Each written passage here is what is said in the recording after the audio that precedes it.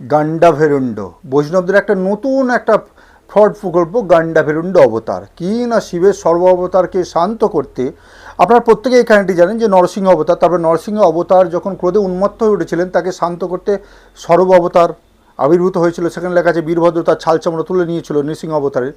কিন্তু বৈষ্ণবরা এই প্রোপাগান্ডাটাকে, অর্থাৎ এই যে মানে আপোষের যে হিংসার ফল, একে অপরকে হিংসা বা দেশের ফল, তারা একটি নতুন আবিষ্কার করলো অবতার গান্ডাভেরুণ্ড অবতার, যে কিনা সর্ব অবতারের মানে ব্যবস্থা ও সমুচিত ব্যবস্থা করেছিল। এবং এই যে গান্ডাভেরুণ্ড অবতার, এটা যে পুরাণে নেই, এটা যে ফেক, তার কারণ আপনারা বুঝতে পারছেন বৈষ্ণবদের যে মূলভূত পুরাণ, ভাগবত পুরাণে নেই, বিষ্ণু পুরাণে নেই, নারদীয় পুরাণে নেই, ভাগবত পুরাণে যে 24 অবতারের তালিকা আছে সেখানেও নেই। তাহলে ভাবুন তো এই গান্ডাভেরুণ্ড অবতারের পেল কোথা থেকে?